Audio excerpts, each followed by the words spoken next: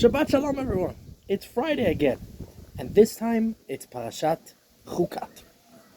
In our parasha, we have a lot of geopolitics. I think it's very suitable for the times that we're living in today. We find when the Jewish people are heading through the desert on their way to the land of Israel, they reach out to the different nations along the way and ask, can we please come through your land? All we want is to do commerce. We want to buy food from you. Indeed, as Moshe Rabbeinu reaches out to Edom, one of the nations in the area, Na'abrana ba'artzecha, lo na'avar b'sadeh v'karim, ve'lo nishte mei be'er derech hamelech nelech, no niteh yamin u'smol ad asher na'avar begulecha. May we please cross through your land. We promise we won't damage any of your economy. We won't damage any of your agriculture. We will take very close care of everything, and more than that.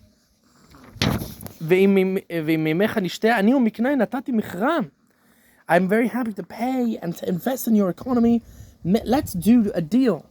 Economically, militarily, I want to come pass through your land. I don't want any trouble. And Edom turns around and says, absolutely not.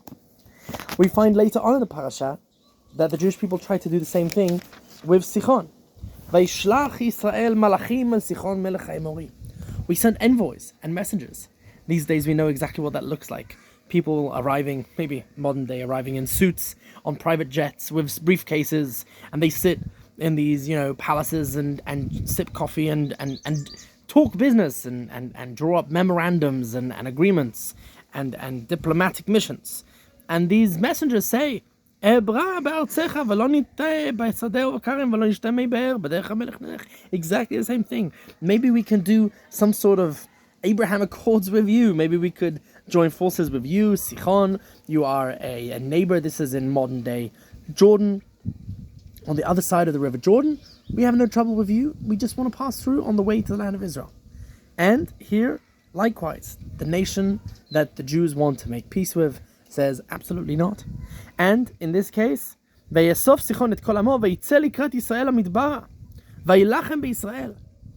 actually face a war because of this. Instead of making peace, instead of accepting our peace envoys and wishes to join forces, the nations around us decide war.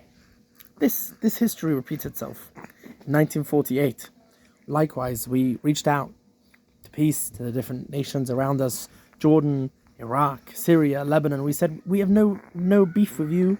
We don't want to fight. All we want to do is build our own little state in the land of Israel. And instead, Vayilachem b'Yisrael, and they came and they fought us. Now, we can just imagine how the people felt hearing this news.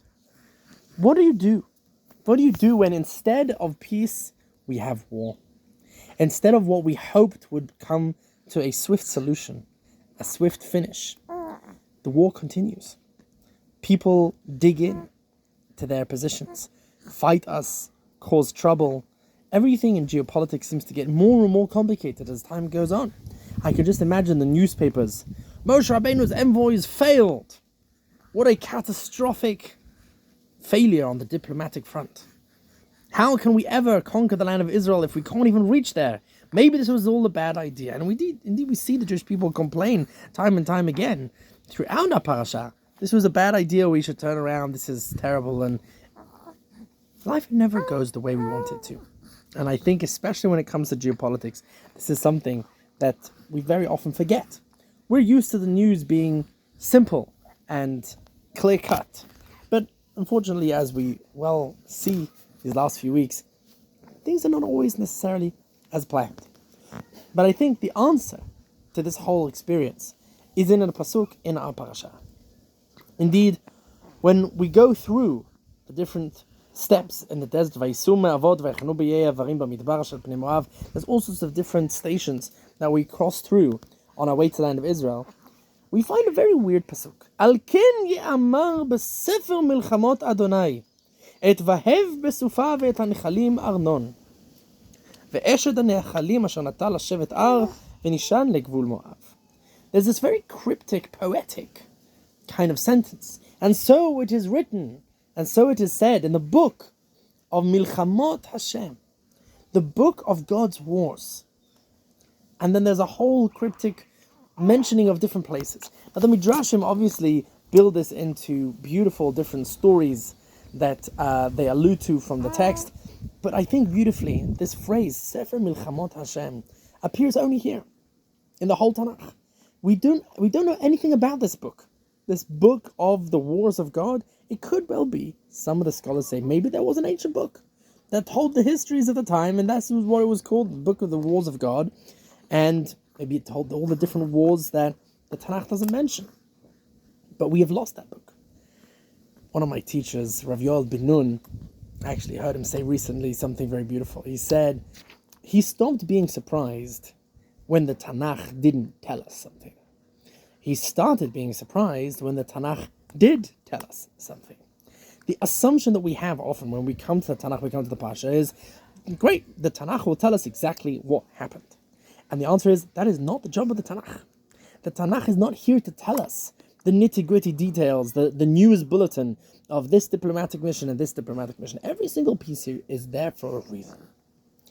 And very often, there's so many things going on in the ancient world. Sometimes we even find them in archaeology that are completely ignored by Tanakh. Huge battles with biblical characters, biblical individuals and famous Achav and the battles of